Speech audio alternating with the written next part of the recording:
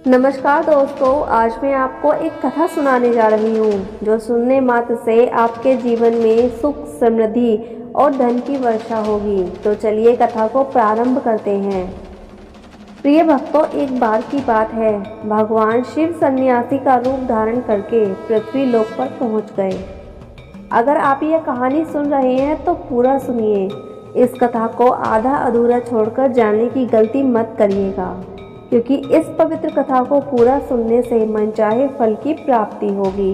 इसलिए इस कथा को पूरा सुने। आप शिव भक्त हैं तो भोलेनाथ का अनादर ना करें। भगवान शिव एक कुटिया में जाकर रहने लगे। बहुत सारे शिष्य उनके पास ज्ञान लेने के लिए आने लगे और वह सबको ज्ञान देते। एक दिन की बात है, संध्या काल का समय था। शिव सन्यासी अपने सभी शिष्यों को बुलाते हैं और कहते हैं, कल सुबह सब लोग नदी में स्नान करने के बाद हमारी कुटिया के सामने उपस्थित हो जाना। सब इस तरह हैरान हो जाते हैं कि हम लोगों ने कुछ गलती की है। क्या की है यह किसी को नहीं मालूम, लेकिन सब यही कहते हैं कि हो सकता है कि शिव सन्यासी कल सुबह कुछ अच्छी बात बताने वाले हैं। सब लोग रात को सही समय पर सो जाते हैं और सुबह जल्दी उठकर सभी लोग स्नान करने के बाद वापस शिव सन्यासी के सामने उपस्थित हो जाते हैं। शिव सन्यासी कहते हैं, आज हम तुम सबको चुप रहने के फायदों के बारे में बताएंगे। शिव सन्यासी कहते हैं, अगर आप इन 10 मौकों पर शांत हो गए, यानी मौन हो गए, तो आप जो चाहेंगे वही मिल जाएगा। आपकी ज़िंदगी में चमत्कारिक बदलाव शुरू हो जाएंगे। ज़्यादा से ज़्यादा बोलना या बहुत चुप रहना दोनों ही अच्छी बात नहीं है। जैसे ज़रूरत से ज़्यादा बारिश होना या फिर ज़रूरत से ज़्यादा धूप होना दोनों दिक्कत देते हैं, इसी तरह अनावश्यक बोलने से भी काफ़ी नुकसान होता है। शिव सन्यासी कहते हैं कि जहाँ पहला ऐसा मौका आता है जहाँ व्यक्ति को चुप रहना चाहिए, बिना तथ्य के ना बोले। शिव सन्यासी ने कहा, अगर आपके पास कोई तथ्य नहीं है तो वहाँ चुप रहने में ही भलाई है। चुप रहने से दिमाग में नई कोशिकाओं का निर्माण होता है और इस ज्ञान की वृद्धि होती है। बोलने में भलाई वही है जहाँ आपको किसी चीज़ के बारे में पूरा ज्ञान। अगर आप बिना किसी तथ्य के कहीं बोलते हैं या फिर बेवजह बोलते हैं तो आपका वहाँ मजाक भी बन सकता है। अगर आपके पास पर्याप्त जानकारी नहीं है, ऐसी जगह पर बोलने से आपका मजाक तो बना रहेगा, साथ ही साथ लोगों का आप पर भरोसा भी उठ जाएगा। इसलिए ऐसी जगह पर शांत रहो जहाँ तुम्हें पता न हो क्या बोलना है क्या नहीं। कई बार कुछ लोग ऐसे होते हैं जो हर जगह अपनी उपस्थिति बताने लगते हैं। उन्हें पता ही नहीं होता कि हमें बोलना क्या है, लेकिन फिर भी बोलते जाते हैं और फिर बाद में दूसरे लोग उनके जाने के बाद उनका मजाक उड़ाते हैं। जब तक आपको उस तथ्य के बारे में अच्छा ज्ञान नहीं है, उसके बारे में पता नहीं है, तो वहाँ चुप रहना ही ज़्यादा समझदारी है। शिव सन्यासी ने कहा, दूसरा ऐसा मौका आता है जहाँ पर व्यक्ति को चुप ही रहना चाहिए, जहाँ शब्दों से ठेस पहुँचे। अगर आपके शब्द दूसरे को ठेस पहुँचा रहे हैं तो वहाँ चुप ही रहना चाहिए। कमज़ोर व्यक्ति के बारे में कुछ भी बोलकर आप महान नहीं बन सकते। महान आप किसी कमज़ोर का साथ देने में बनेंगे। कई बार ऐसा होता है, कुछ लोग अपने से छोटे व्यक्ति को भला बुरा कहते रहते हैं। सामने वाला इंसान तो कद से आपसे छोटा है तो वह आपको कुछ नहीं बोलेगा, लेकिन आप उनकी नज़रों में गिरते चले जाएंगे। हो सकता है कि कल आपसे पद में बड़ा हो जाए। पद में जब वह आपसे बड़ा हो जाएगा तो आज जो रवैया आपका उसके साथ है, आने वाले समय में वह भी आपके साथ वैसा ही करेगा। आप किसी को नीचा दिखाकर बड़ा नहीं बन सकते। बड़ा बनना है तो अपने से छोटे लोगों का इज्जत करना सीखें और साथ ही साथ बड़े लोगों का भी सम्मान करना सीखें। लोगों को लगता है कि अगर वह अकड़ कर बोलेंगे और सामने वाले को नीचा गिराने की कोशिश करेंगे तो वह बड़ा बन जाएंगे। तो यह उन सब की भूल है। बड़े होने की बजाय आप अपनी नज़रों में गिरते चले जाएंगे। फिर सन्यासी ने आगे कहा, इसलिए शिष्यों, तुम सब जब भी बोलो आदर भाव से बोलो, ताकि तुम्हारी बात लोगों को अच्छी लगे।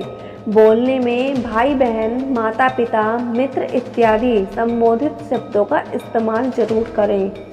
इससे तुम्हारी मान प्रतिष्ठा तो बढ़ेगी ही, साथ ही साथ लोगों की नज़रों में तुम समझदार व्यक्ति बन जाओगे। शिव सन्यासी ने आगे कहा, तीसरा मौका ऐसा आता है जहाँ पर व्यक्ति को चुप रहने में ही भलाई है।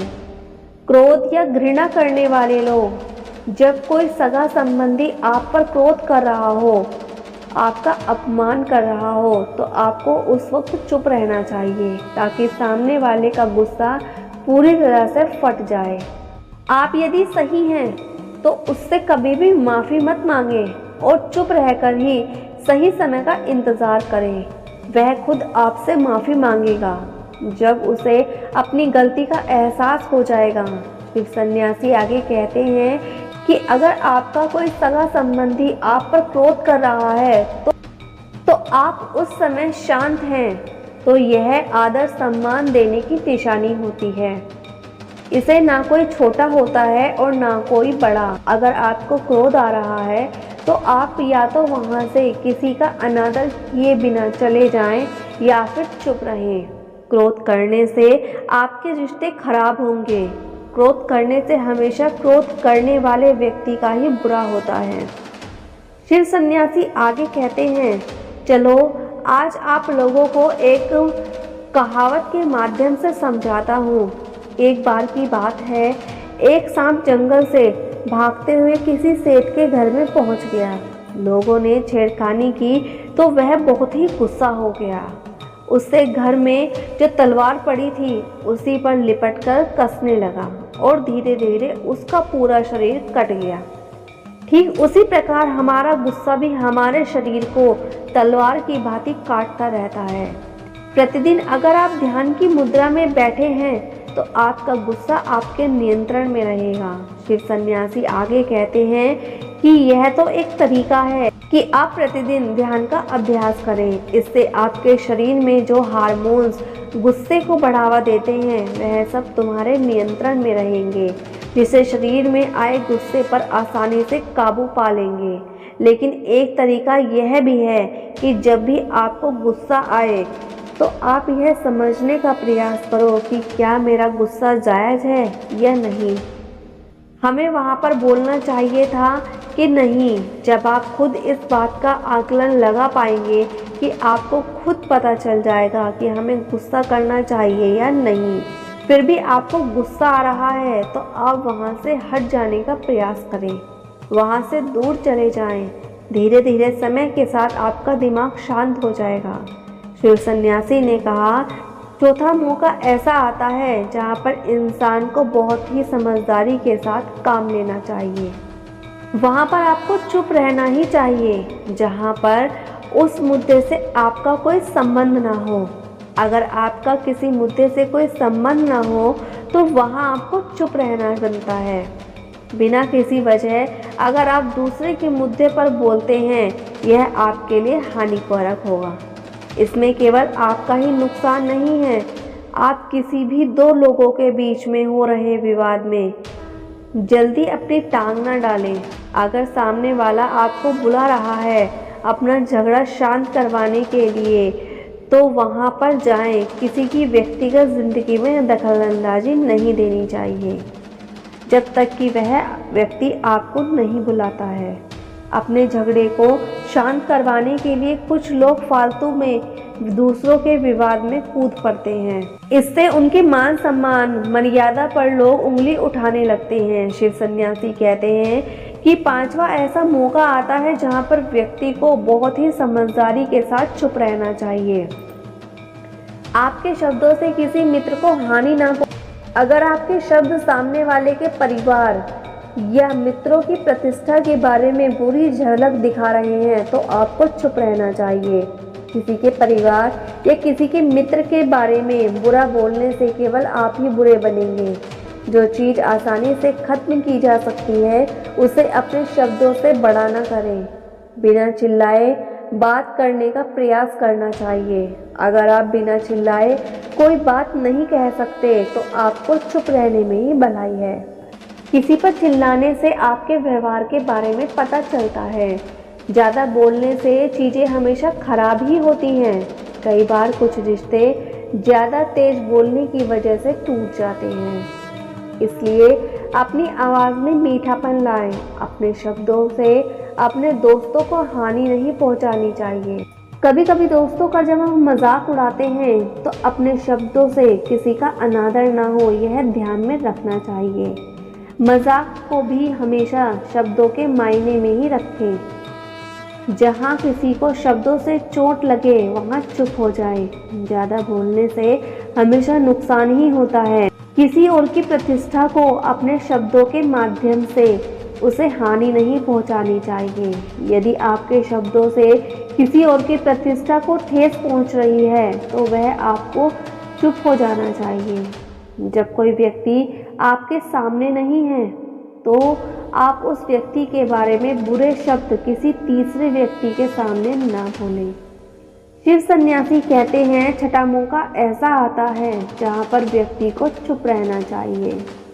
जब कोई किसी की बुराई कर रहा हो, जब कोई आदमी आपके सामने किसी तीसरे आदमी की बुराई कर रहा हो तो तुम्हें चुप रहकर बस सुनना चाहिए, अपनी राय व्यक्त नहीं करनी चाहिए। क्योंकि जो लोग आपके सामने किसी तीसरे की बुराई कर रहे हैं वह कल किसी और के सामने आपकी बुराई भी कर सकता है। यदि आपने कुछ कहा है तो नीति शास्त्र के अनुसार जो अपने मुंह को बंद रखता है और बुद्धि से काम करता है वही इंसान समझदार होता है। बिना ज़रूरत के बोलना, किसी के बारे में किसी के बीच में बोलना, यह गलत बात है। कभी कभी हमारे लिए बुद्धिमानी इसी में होती है कि हमें अपना मुंह ऐसी जगह पर नहीं खोलना चाहिए। फिर सन्यासी आगे कहते हैं कि साधना ऐसा मौका होती है जहाँ पर व्यक्ति को चुप रहना चाहिए।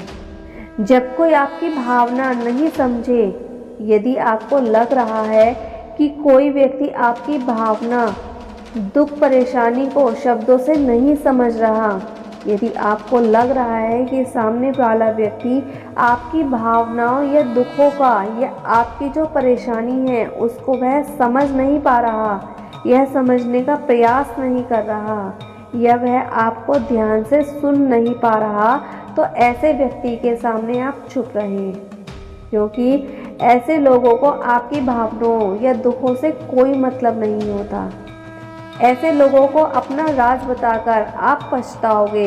इसलिए हर व्यक्ति को अपने मन की बात नहीं बतानी चाहिए। अगर आपको लग रहा है कि सामने वाला आपकी बात को नहीं समझ रहा, आपकी भावनाओं को नहीं समझ पा रहा, तो वहाँ पर आपको नहीं बोलना चाहिए।